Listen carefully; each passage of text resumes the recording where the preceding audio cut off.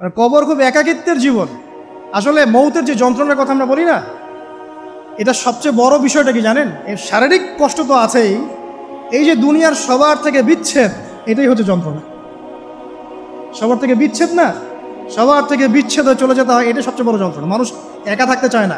জেলখানায় যে মানুষকে বন্দি করে রাখে না, এই একাকিত্বের কষ্টে মানুষ ভোগে। একা একা, আমি একা, কেউ নেই আমার সাথে, এটাই। এর উপর যদি আবার টর্চার করা হয়, রিমান্ড দেওয়া হয়, তাহলে কি অবস্থাটা হবে বোঝেন। এই হলো কবর, এই হলো কবর। একটা ঘটনা বলে শেষ করে দেই, যে একজন ব্যক্তি মারা গেছেন, আর মুসা আলাইহিস সালামের সময় মানে বানু ইসরাইলের কোনো এক নবী, আমি ঠিক নাম বলতে পারবো না যে কোন নবী, কারণ নামটা হাদিসে আসে নাই, কোনো একজন নবী আল্লাহর কাছে দোয়া করছেন, আল্লাহ মৃত মানুষের সাথে আমার একটু কথোপকথন করায় দাও। আমি জাস্ট একটু কথাবার্তা বলতে চাই যে মৃত মানুষটা কেমন আছে বা তাদের অবস্থাটা কি, আমি জানতে চাই। তো আল্লাহ পাক সেই ব্যবস্থা করে দিলেন। তিনি একটা কবরের কাছে গিয়ে দাঁড়ালেন, একজন মৃত মানুষ উঠে আসলেন। এটা সায়েন্স বিশ্বাস নাও করতে পারে, আমাদের কোনো মাথা ব্যথা নেই, ঠিক আছে?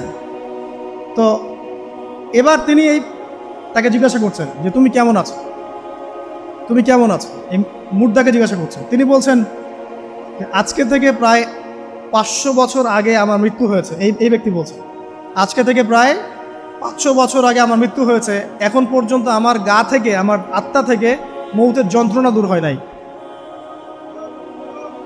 লা ইলাহা ইল্লাল্লাহ। তো এই হচ্ছে অবস্থা। আমরা ব্যক্তিগত চিন্তাটা আগে করি, নিজের ফিকির, নিজের কবরের ফিকির, নিজের এলেম, নিজের আমল, নিজের পরিবার, নিজের রিজিক। যাদের জন্য হারামে যাচ্ছেন, কেউ সাথে যাবেন, কেউ সাথে যাবে না, না আপনার গার্লফ্রেন্ড, না আপনার বউ বাচ্চা, কিচ্ছু না। এগুলো তো শুধু মায়ার বাঁধন, মায়ার বাঁধন না, মায়ার বাঁধন। যদি এগুলো নেয়ামত হয় আলহামদুলিল্লাহ, যদি এগুলো দুনিয়াতে আপনার ফিতনা সৃষ্টি করে, আপনি আসহাবুল কাহফ হয়ে যান। কথা বুঝতে পারছেন না? এরপরে যদি সামর্থ্য হয়, আল্লাহ পাক আপনাকে জ্ঞান দেন, আপনাকে পলিটিক্যাল পদ দেন, ইকোনমিক সেকশনে জ্ঞান দেন, ইত্যাদি ইত্যাদি, আপনাকে আল্লাহ যে সেকশনে রাখবেন সেখান থেকে দিনের খেদমত করবেন, পারবেন না ইনশাল্লাহ? ডক্টর হয়েছেন, রোগীদের ফিস কমায় দেন, ট্রিটমেন্ট ইজি করে দেন। হ্যাঁ, ডক্টর হন, একজন ভালো ডক্টর হন, কসাই হন। ইঞ্জিনিয়ার হন, একজন সৎ ইঞ্জিনিয়ার হন, চোর হন। আপনি যেখানে থাকবেন সেখান থেকেই আপনি খেদমত করতে পারবেন। সবাইকে আলেম হতে হবে জরুরি না, সবাইকে দায়ী হতে হবে জরুরি না, এবং সবাই এটা হতেও পারবে না। এভাবে জাতি গঠন হয় না। আগে বলছি, বিভিন্ন সেকশনে মানুষ আমাদের লাগবে, এবং প্রত্যেকটা সেকশনেই তাওহীদপন্থী ইমানদার মানুষ লাগবে। ইবলিস যখন আদম আলাইহিস সালাম এবং হাওয়া আলাইহিস সালাম তাদেরকে যখন জান্নাত থেকে বের করিয়ে দেয়, প্রলোভন দিয়েছিল, মিথ্যা প্রলোভন, যে হাল আদুল্লুকুম, হে আদম এবং হাওয়া, আমি কি তোমাদেরকে জানিয়ে দিব, আলা শাজারাতিল খুলদি ওয়া মুলকিন লা ইয়াবলা, হে আদম এবং হাওয়া, আমি কি তোমাদেরকে জানিয়ে দিব এমন একটা গাছের ব্যাপারে, যেই গাছের ফল খেলে পরে তোমরা চিরস্থায়ী হয়ে যাবে এবং কোনোদিন মরবে না। এই যে চিরস্থায়িত্বের টোপ আর অমরত্বের টোপ, এই দুইটা টোপ দিয়ে আমাদের পিতামাতাকে ইবলিস জান্নাত থেকে বের করে দিয়েছে। এখন পৃথিবীতে যত মানুষ পথভ্রষ্ট হচ্ছি আমরা, আমাদের এই দুইটা খাসলতের কারণে। আমরা অমরত্ব আশা করছি, আমাদের চলাফেরা দেখলে মনে হয় আমরা মরবো না, পরকালীন কনসেপ্ট বাদ। একটা হচ্ছে চিরস্থায়িত্বের টোপ, ক্ষমতা, এই যে ক্ষমতার দাপট, এই দুটো আমাদেরকে কিন্তু পথভ্রষ্ট করছে। ঠিক একই অস্ত্র ছিল ইবলিসের। সূরা আরাফ পড়ে দেখেন, আমি কোনো কিছু বানিয়ে বলছি না। তখন আল্লাহ পাক বললেন যে ইয়া বানি আদম, হে বনু আদম, আদমের সন্তান যারা আছো, আমাদেরকে আল্লাহ পাক বলছে তোমরা শোনো, লা ইয়াফতিনান্নাকুমুশ শাইতান, শয়তান যেন তোমাদেরকে ফিতনায় না ফেলতে পারে। কামা আখরাজা আবাওয়াইকুম মিনাল জান্নাহ, ঠিক যেমন করে তোমাদের পিতামাতাকে শয়তান জান্নাত থেকে বের করে দিয়েছে। যেহেতু আমাদের পিতা আর মাতাকে শয়তান জান্নাত থেকে বের করে দিয়েছে, আল্লাহ পাক এই আদমের সন্তানদেরকে বলছেন তোমরা সতর্ক থেকো, তোমাদেরকে যেন শয়তান জান্নাত থেকে যেভাবে বের করেছিল তোমার পিতামাতাকে, এমন করতে না পারে। আর কি করতে না পারে? ইয়ানজিউ আনহুমা লিবাসাহুমা লিউরিয়াহুমা মিন সাওয়াতিহিমা, পড়ে দেখেন সূরা আরাফ। আল্লাহ বলছেন মনে রেখো আদমের সন্তানরা, ইবলিস কিন্তু শুধু তোমার পিতামাতাকে জান্নাত থেকে বের করেই দেয় নাই, বরং গাছের কাছে নিয়ে গিয়েছিল, ফল খাওয়ার সাথে সাথেই তাদের গায়ের পোশাক খুলে পড়ে গিয়েছে। তাহলে আমাদের পিতামাতাকে জান্নাতে নগ্ন করে দিয়েছিল কে? সেই কথা আল্লাহ পাক বলছেন আদম সন্তানদেরকে, তোমরা সতর্ক থেকো, তোমাদেরকে যেন ইবলিস নগ্ন করতে না পারে, ঠিক যেমন করে তোমাদের পিতামাতাকে করেছে। তাহলে এখন যে পুরো বিশ্ব জুড়ে নগ্নতার যে সংস্কৃতি চলছে এরা কার এজেন্ডা বাস্তবায়ন করছে বুঝতে পারছেন? কোরআন পড়েন, পৃথিবীতে যত সভ্যতা চলে গেছে, ব্যাবিলনের সভ্যতা, চাইনিজদের সভ্যতা, তারপরে যে আমাদের মাও সেতুং, ইতালির মুসোলিনি, এদিকে জ্যাপল সার্তে, এদিকে আপনার ফিডেল ক্যাস্ট্রোর কথা বলেন, ওই পশ্চিমা সভ্যতা বাদ দিয়ে যত বড় বড় সভ্যতা রিনাউন্ড, সবার পোশাক ছিল শালীন। আমি চ্যালেঞ্জ করলাম, খুঁজে দেখেন, চাইনিজদের পোশাক দেখেন, আগেকার পোশাক, 1000 বছর আগের পোশাক, শালীন পোশাক। তারা কিন্তু মুসলিম ছিলেন না। আপনি এই ব্যাবিলনের সভ্যতা দেখেন, ব্যাবিলনের সভ্যতা অনেক প্রাচীন না? এই সভ্যতার পোশাক দেখবেন এটা অশালীন পোশাক ছিল না। এমনকি আইয়ামে জাহিলিয়াত যেটা আমরা বলি, নবী সাল্লাল্লাহু আলাইহি ওয়াসাল্লাম যখন জন্ম নেননি তার আগের সময় কোনো, ওই সময়ও যে মানুষ জেনা করতো, মেয়েকে যে কন্যা সন্তানকে জীবিত দাফন করতো, তারপরেও ওদের পোশাক শালীন ছিল।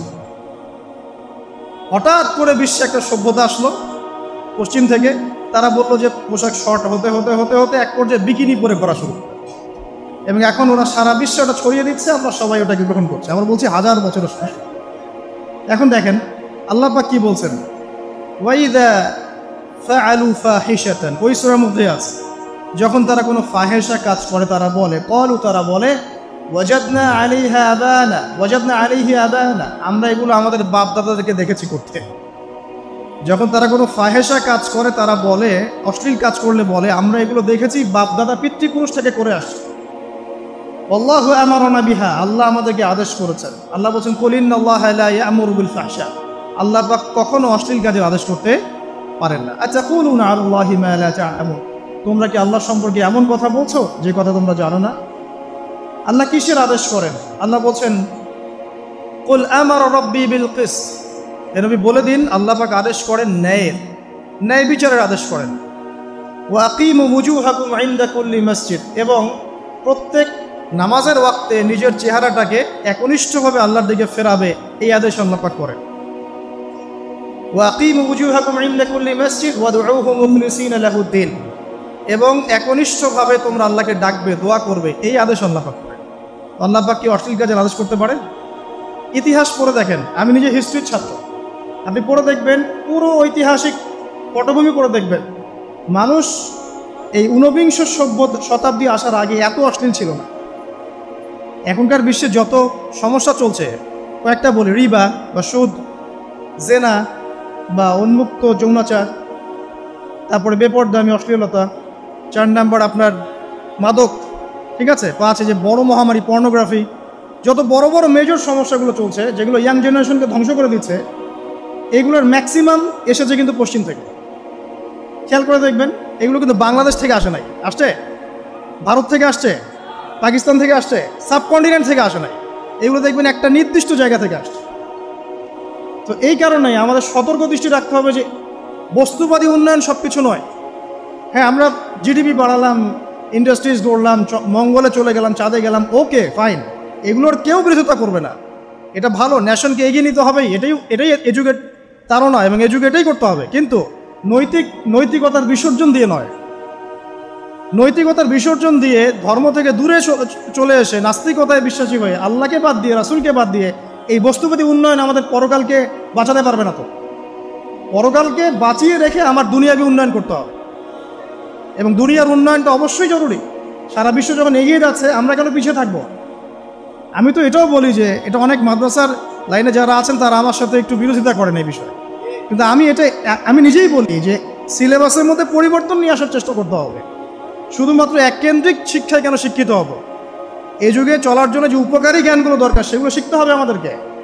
আমাদের আইসিটির জ্ঞানের দরকার আছে, আমাদের ইংরেজির জ্ঞানের দরকার আছে, ম্যাথামেটিক্স দরকার আছে, সায়েন্সের দরকার আছে, আমাদের তথ্য প্রযুক্তি জানতে হবে, অর্থনীতির জ্ঞানের দরকার আছে, পলিটিক্যাল সায়েন্সের দরকার আছে, জিও পলিটিক্স দরকার আছে। এগুলো বাদ দিয়ে শুধু যদি আমি মুখস্থ করে যাই, এই জ্ঞানটা আমার কী কাজে দেবে আমাকে বল? এই কথাটা অনেকে নেগেটিভলি নেয়, কিন্তু আমি আসলে তাদের ব্যাপারে তাদের সাথে তর্ক করতে চাই না। আমি আমার কনসেপ্ট লালন করি, আমি এতটুকুই বলছি। এবং যারা শিক্ষিত মহল আছেন, বুদ্ধিজীবী মহল আছেন, যারা দেশ সম্পর্কে ভাবেন, যাদের নিয়ে ভাবেন, উম্মাহ নিয়ে ভাবেন, তারা কিন্তু আমার সাথে একমত হবে ইনশাআল্লাহ যে আমরা কিন্তু এই জায়গাটাতে পিছিয়ে পড়তেছি। আল্লাহ পাক আমাদেরকে কনস্ট্রাকটিভ সিলেবাসে পড়াশোনা করার তৌফিক দান করুন, এবং জেনারেল লাইন থেকে আপনি বয়কট করে একদম ইয়াতে চলে আসতেছেন কেন? জেনারেল লাইনে পড়ছেন, পড়েন, আপনার এই জ্ঞানটাকে আপনি ইসলামের কল্যাণে কাজে লাগাতে পারবেন না? সবাইকে কি আলেম হতে হবে? সবাইকে মুফতি হবে, মুহাদ্দিস হবে? অর্থনীতিবিদের দরকার আছে না? পলিটিশিয়ানের দরকার আছে না? ডক্টর ইঞ্জিনিয়ার দরকার আছে না?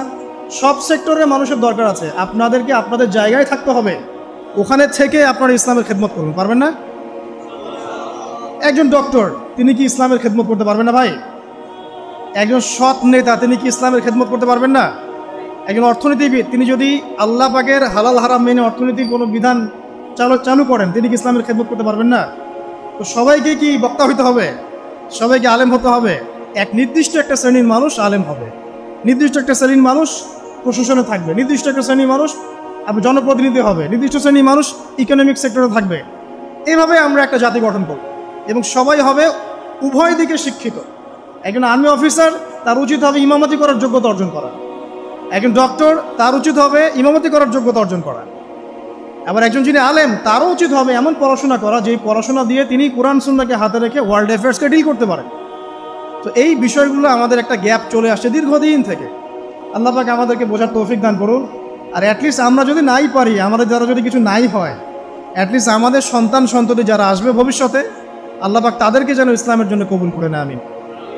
আর ইসলামের জন্য কবুল করলে কারো কোনো ক্ষতি নাই। ইসলামের আন্ডারে প্রত্যেক অমুসলিমের সর্বোচ্চ অধিকার রক্ষা করা হয়, অন্য কোনো জায়গায় করা হয় না। এবং প্রত্যেকটা ধর্মগ্রন্থের মূল কথাগুলো দেখবেন একই রকম। এক আল্লাহর কথা বলছেন, একজন শেষ নবীর কথা বলছেন, সত্য কথা বলার কথা বলছেন, ন্যায়ের পথে চলার কথা বলছেন। প্রত্যেকটা ধর্মগ্রন্থ পড়ে দেখেন, এই যে ওল্ড টেস্টামেন্ট বলেন, নিউ টেস্টামেন্ট বলেন, বেদ বলেন, আপনি বাইবেল বলেন, পড়েন, একটু পড়েন, তুলনামূলক ধর্মতত্ত্বের বইগুলো পড়েন, দেখবেন অনেক মিল আছে। তো সবাই যদি যার যার ধর্ম পালন করেন, কোনো সমস্যা আছে? সবাই যদি যার যার ধর্মের নৈতিক বিষয়গুলো মেনে চলে, কোনো সমস্যা আছে? এই সহজ সরল কথাগুলো আমরা জনগণকে বোঝাতে ব্যর্থ হচ্ছি। এই সুযোগ নিয়ে এক শ্রেণীর মানুষ এক দলকে আরেক দলের বিরুদ্ধে লাগিয়ে দিচ্ছে, স্বার্থ খুঁজে, নিজের স্বার্থে, দুনিয়ার স্বার্থে, এবং ওই যে বললাম একটা সভ্যতার কথা, ওদের স্বার্থে শান্তিপূর্ণ একটা জনসমষ্টির মাঝে ফাসাদ লাগিয়ে দিচ্ছে উদ্দেশ্যপ্রণীতভাবে কিছু মানুষ। এদেরকে চিনতে শিখুন, এদেরকে বয়কট করতে শিখুন। আল্লাহ পাক তৌফিক, বোঝার তৌফিক দান করুন। যাক, আমি আর ওদিকে যাচ্ছি না। দেখুন, নবী মুসা আলাইহিস সালামের সময় হিস্ট্রি এভাবে রিপিট হয়েছে।